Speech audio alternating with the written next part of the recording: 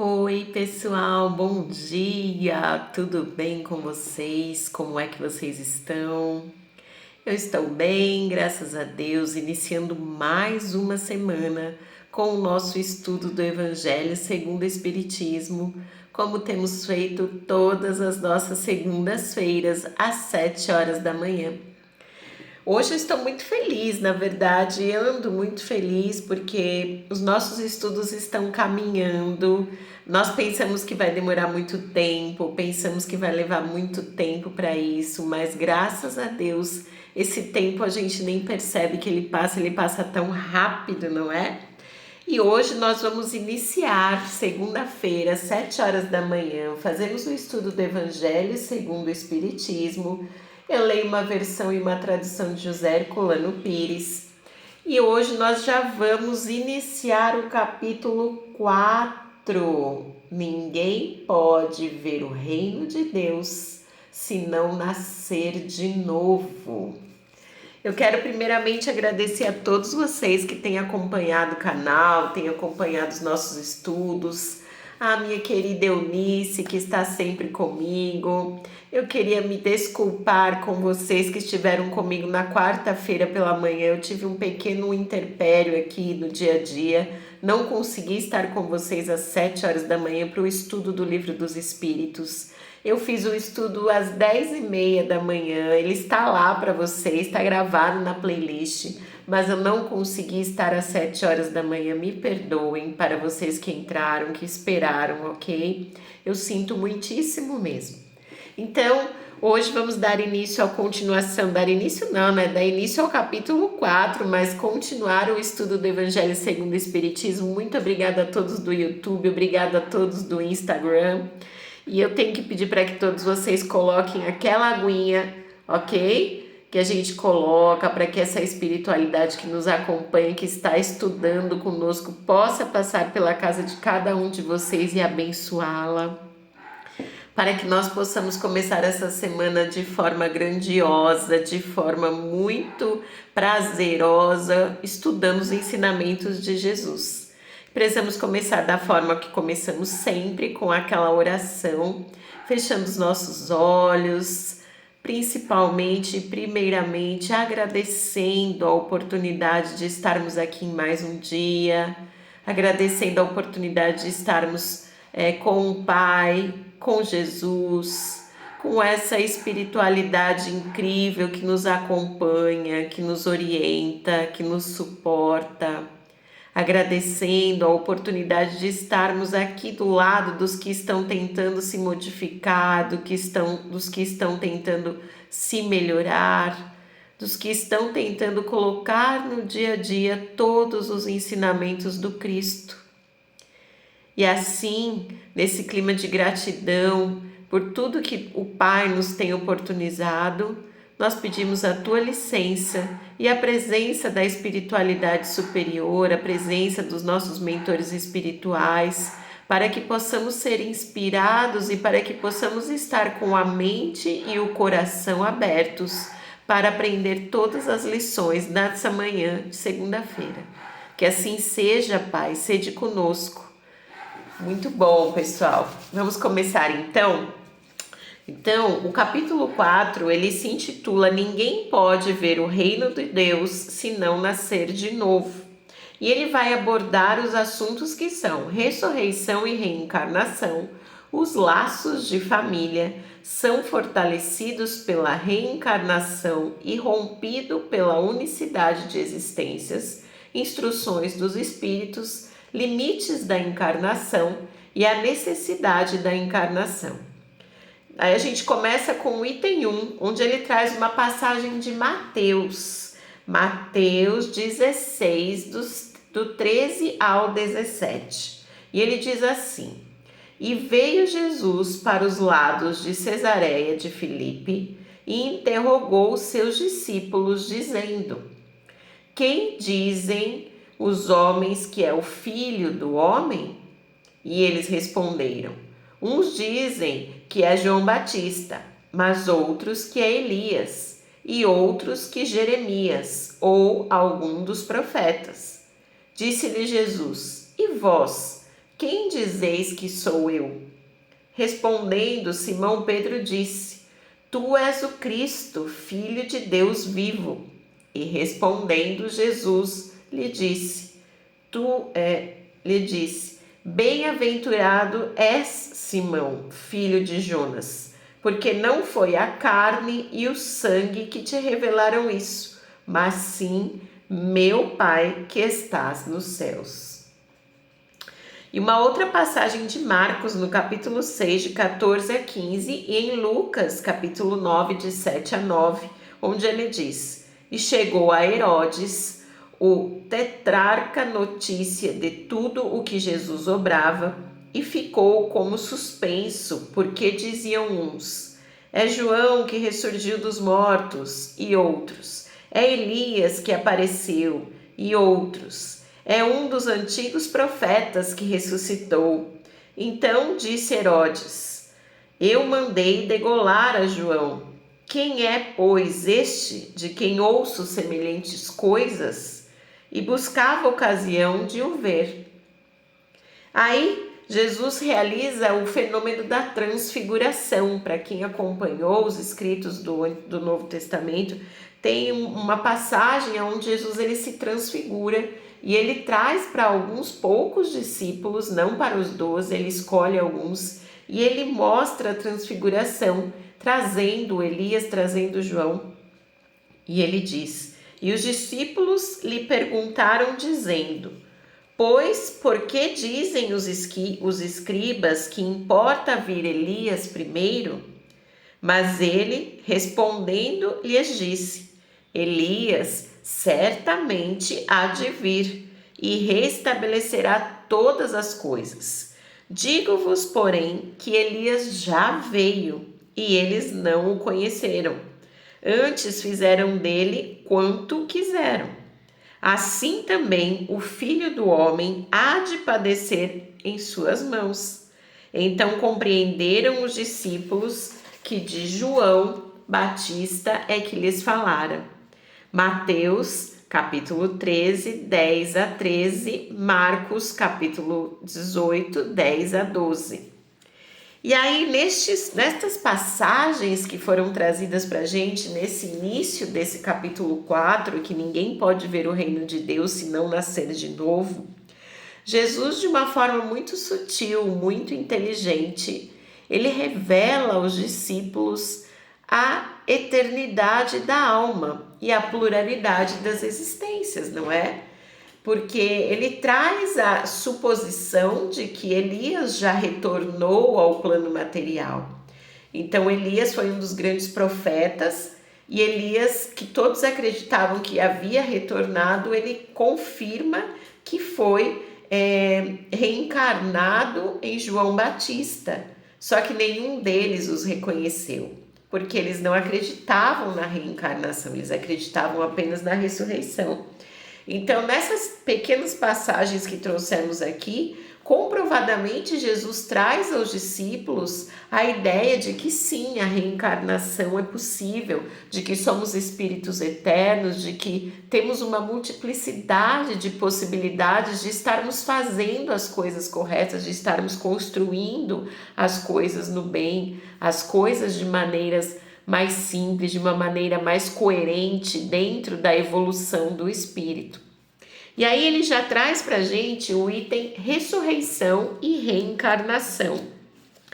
E ele diz assim para a gente no item ressurreição e reencarnação. A reencarnação fazia parte dos dogmas judeus, sob o nome de ressurreição. Somente os saduceus, que pensavam que tudo acabava com a morte, não acreditavam nela. As ideias dos judeus sobre essa questão, como sobre muitas outras, não estavam claramente definidas, porque só tinham noções vagas e incompletas sobre a alma e a sua ligação com o corpo. Eles acreditavam que o homem podia reviver sem ter uma ideia precisa da maneira por que isso se daria, e designavam pela palavra ressurreição o que o Espiritismo chama mais justamente de reencarnação. Com efeito, a ressurreição supõe o retorno à vida do próprio cadáver, o que a ciência demonstra ser materialmente impossível, sobretudo quando os elementos desse corpo já está há muito disperso e consumido. A reencarnação é a volta da alma ou do espírito à vida corpórea, mas em um outro corpo, novamente constituído e que nada tem a ver com o antigo. A palavra ressurreição podia assim aplicar-se a Lázaro, mas não a Elias, nem aos demais profetas. Se, portanto, segundo sua crença, João Batista era Elias, o corpo de João não podia ser o de Elias, pois que João tinha sido visto criança e seus pais eram conhecidos. João podia ser, pois, Elias reencarnado, mas não ressuscitado. Este é um assunto muito polêmico com relação à ressurreição e à reencarnação, porque os judeus eles acreditavam na ressurreição do espírito. Mas conforme a ciência foi andando e a ciência nos trouxe a impossibilidade não é da reencarnação, da ressurreição da carne, porque nós comprovadamente, cientificamente comprovado, quando o corpo físico, o corpo matéria, ele realmente para de funcionar, perde as funcionalidades fisiológicas, não há nenhuma possibilidade de que esse corpo reviva. E a gente sabe que isso vem dos primórdios. Se a gente pensar lá na época de Amon-Ra, na época de Moisés, eles na morte exumavam aquele corpo, os egípcios, né? Eles exumavam aquele corpo, eles deixavam aquele corpo conservado, na esperança e na ideia de que o espírito voltaria a habitar aquele corpo, né? Que ele usaria aquele corpo num outro momento. E foi só mesmo na vinda de Jesus que Jesus trouxe esse esclarecimento, Jesus trouxe essa nova informação de que o reino de Deus não estava aqui na matéria, que o reino de Deus era algo além do que os nossos olhos da matéria conseguiam enxergar. E além disso, que para conseguir se ver o reino de Deus, só seria possível se nascesse de novo. Então houveram muitas interpretações, houveram muitas traduções que foram feitas dos escritos, que os escritos eram trazidos em uma língua diferente. Então, nessas traduções, muitas coisas foram se perdendo, significados foram corrompidos e muitas coisas que foram trazidas nos trouxeram a ressurreição da carne. Mas, cientificamente comprovada, essa ressurreição ela não é possível. Não é possível que um coração pare de funcionar, que um rim pare de funcionar e que nós possamos fazer com que esses órgãos volte à vida e retorne o seu uso para que o espírito volte a habitar o mesmo corpo.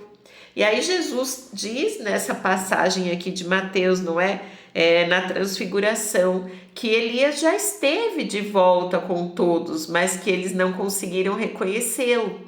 E obviamente eles deduzem que Elias foi João Batista reencarnado, não é isso? E alguns também tentaram trazer a ideia de que Jesus era a reencarnação de João Batista. Mas como a diferença de períodos ali não bate, né? Não tem como. Então essa suposta reencarnação ali, ela cai por terra. Mas fica muito claro ali naquele momento a ressurreição e a reencarnação. Então a ciência traz a comprovação de que a ressurreição do corpo ela não foi possível. Ela é possível em alguns casos. Então depois que veio Gênesis, depois que Gênesis trouxe todas aquelas elucidações a respeito dos milagres de Jesus, nós sabemos que a ressurreição de Lázaro, Assim como teve um outro caso nos milagres de Jesus, não houve a ressurreição, não houve o retorno do espírito para aquele corpo. Na verdade, o corpo de Lázaro, ele sofreu de uma doença que hoje é conhecida, que é a catalepsia, que faz com que os órgãos tenham uma parada como se tivesse ocorrido a morte do corpo físico, mas que depois de um dado momento, esse corpo ele se revitaliza e ele volta a viver. E foi isso que aconteceu com Lázaro, né? Ele ficou naquele estado de catalepsia por 3 dias, e depois disso foi quando Jesus esteve com ele, e por ter esse poder magnético, pelo seu magnetismo, pelo contato direto com o Pai, Jesus consegue compreender o que acontece com Lázaro, pede que abram o túmulo dele e pede para que ele se levante e ande, trazendo aquele espírito de volta à vida. Todo mundo na época considerou isso como sendo a ressurreição, né? A ressurreição da carne, mas não, na verdade, ela foi só mais para frente, com todos os estudos realizados, foi constatado que havia essa doença e que ele só voltou à vida. Ele passou aqueles momentos como se tivesse desencarnado, como se tivesse obitado, e depois ele retorna à vida no mesmo corpo. Tanto que até comentam na passagem, diz que ele já cheirava mal, né? Porque foram 3 dias que ele ficou ali em estado de catalepsia, e ele cheirava mal, sem tomar banho e tudo isso, mas que foi reestabelecido. Mas como disse Jesus para a gente, ele veio cumprir todas as profecias que tinham sido trazidas pelos profetas, né, anteriores a ele, e ele não veio destruir a lei em nenhum momento, ele veio exatamente cumprir todas as profecias que eles tinham trazido em todos os aspectos, em todos os sentidos. Então imaginem vocês do lado espiritual como foi o preparo para tudo isso, né? Ter as pessoas certas a quem ele ia realizar cada um dos seus milagres. Quais seriam esses milagres para que as profecias todas fossem cumpridas à risca, assim, sem tirar e nem pôr nada do que os profetas tinham trazido para a gente. E aí, continuando, ele traz mais uma passagem aqui, onde ele diz assim: e havia um homem dentre os fariseus, por nome Nicodemos, senador dos judeus.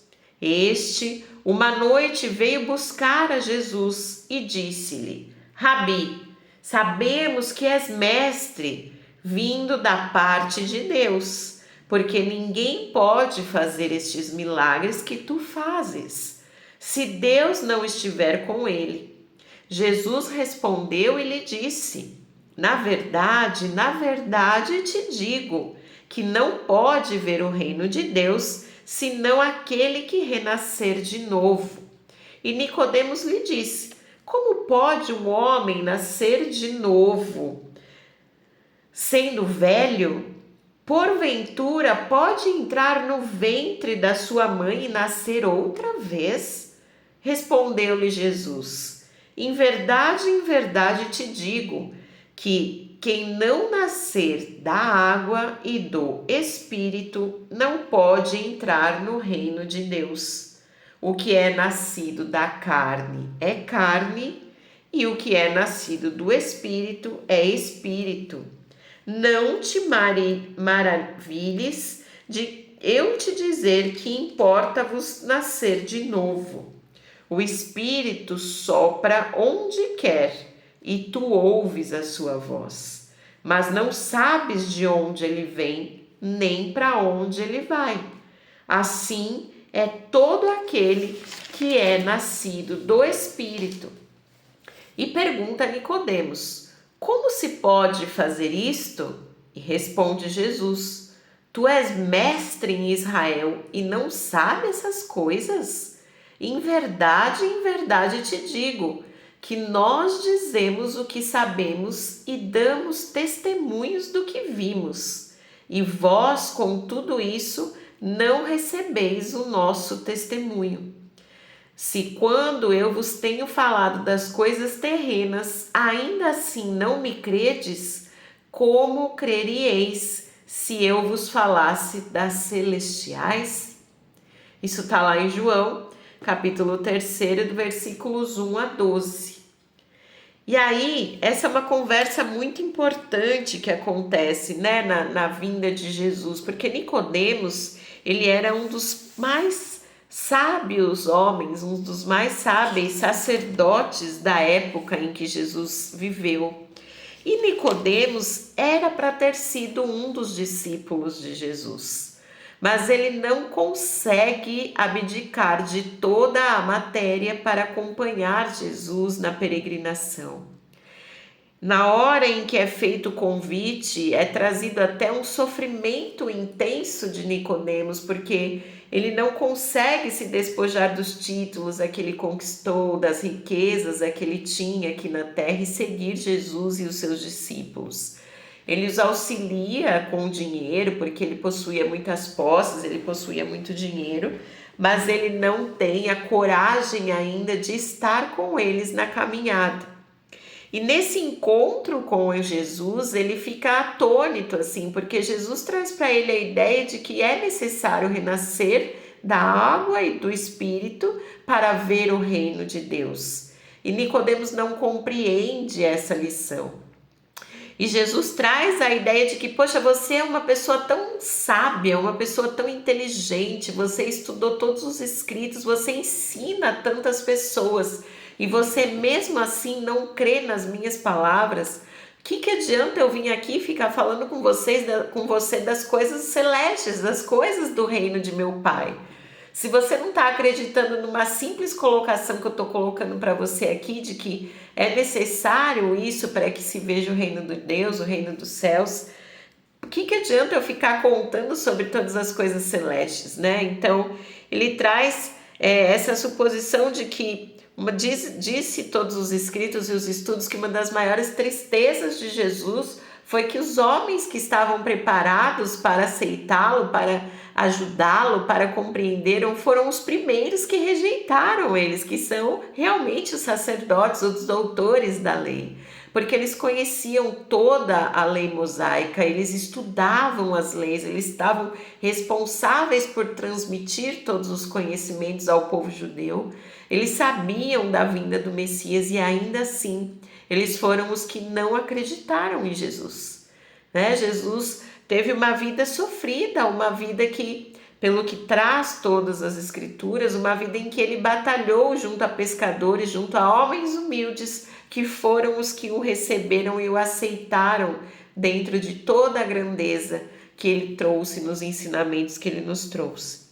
E ele continua trazendo assim: a ideia de que João Batista era Elias e de que os profetas podiam reviver na terra encontra-se em muitas passagens dos evangelhos, notadamente nas acima reproduzidas. Se essa crença fosse um erro, Jesus não deixaria de combatê-la como fez com tantas outras.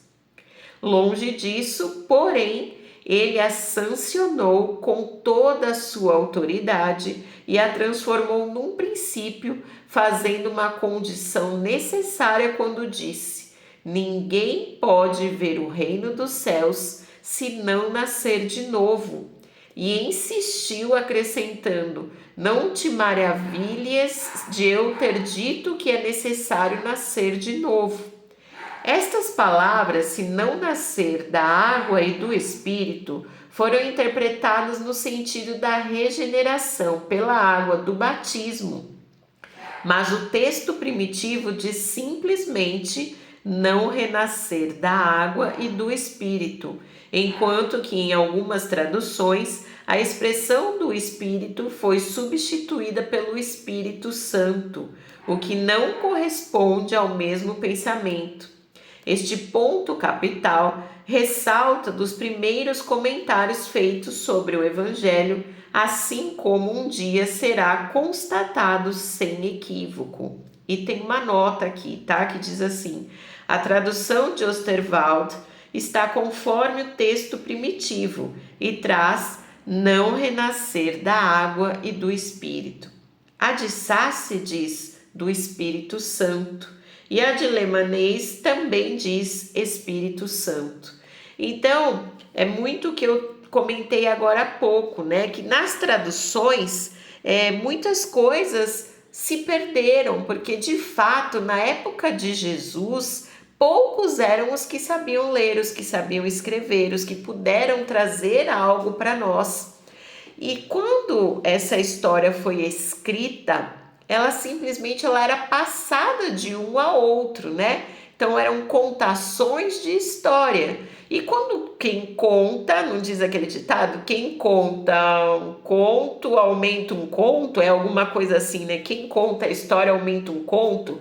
Então nessas contações e nessas traduções, muitas coisas foram interpretadas de acordo com o conhecimento daquela pessoa que estava ali praticando aquela tradução.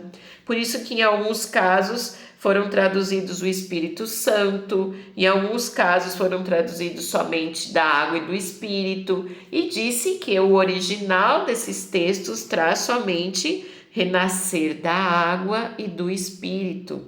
Em nenhum momento é trazido batismo, tá bom?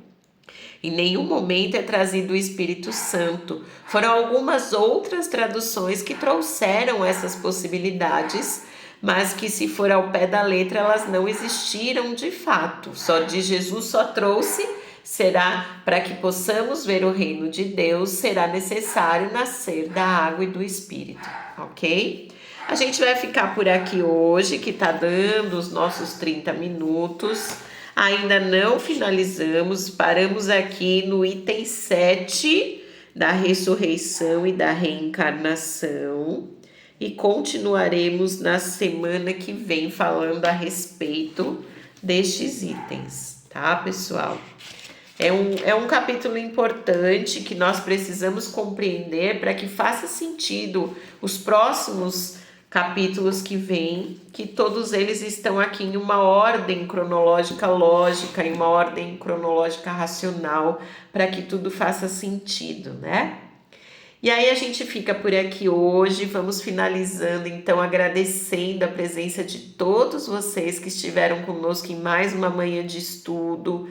Por favor, como eu sempre digo, deixem aí nos comentários se houver qualquer dúvida, se houver qualquer ponto em que vocês ficaram pensando a respeito, em que vocês desacordam ou que vocês têm algum conhecimento, que com certeza todos vocês têm conhecimento, além dos meus, para que vocês contribuam para o nosso estudo. E nós estamos sempre de olho, estamos sempre trazendo novas possibilidades para que juntos possamos caminhar no estudo de livros tão importantes da doutrina dos espíritos, esse Pentateuco basilar que Kardec trouxe para nós, para nos fazer mestres, para nos fazer assim uma base muito sólida para quando começarmos as nossas construções, os tijolos acima de tijolos, eles estarem firmes nesse solo em que iniciamos com a base de Kardec, tá bom, pessoal? Então vamos nesse momento aproveitar essas vibrações, fechar novamente os nossos olhos, agradecendo essa espiritualidade que nos abençoa com esses estudos, com esses conhecimentos, que nos abençoa com a oportunidade de estarmos desse lado, de estarmos do lado dos que estão tentando compreender, dos que estão tentando incorporar todos esses ensinamentos na própria vida, no próprio dia a dia. E encarecidamente vamos solicitar nesse momento com os nossos melhores pensamentos, as nossas melhores vibrações e energia, que essa espiritualidade amiga possa levar tudo isso às pessoas que estão nas ruas, as que estão nos asilos, as que estão em orfanatos, a todos aqueles que se encontram em hospitais, perecendo de alguma doença, que a espiritualidade possa levar o abraço, o consolo, o conforto a cada uma dessas pessoas, bem como as pessoas que os atendem, as pessoas que os recebem, as pessoas que os consolam, para que as mãos sejam benditas e abençoadas nesta cura com palavras, nessa cura com sorrisos, nessa cura com muitas vezes material, com medicamentos necessários.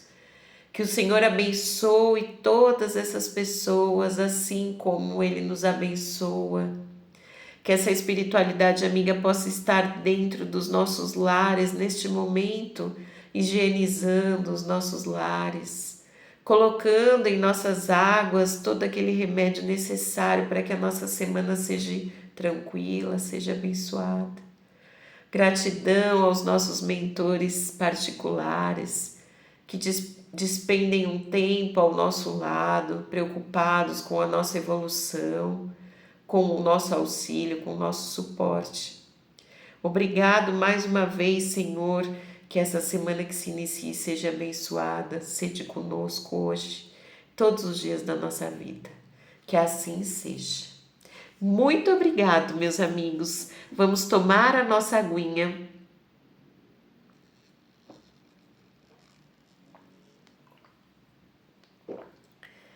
Que possamos ter uma semana incrível, abençoada, junto com Jesus, junto com as ações no bem, todas essas reflexões no bem.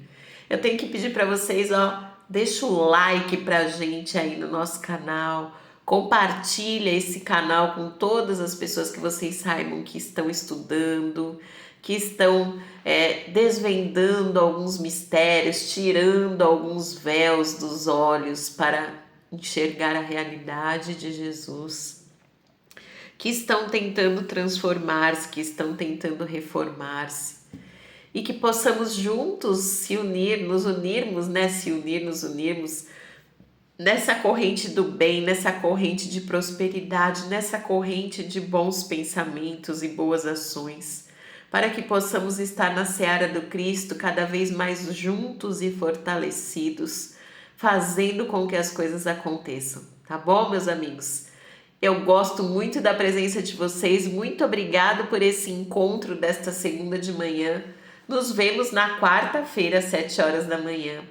Um beijo para todos, um abraço e a gente se vê por aí nessa caminhada. Uma ótima semana para todo mundo, espero vocês quarta de manhã, ok? Até, meus amigos, até a próxima!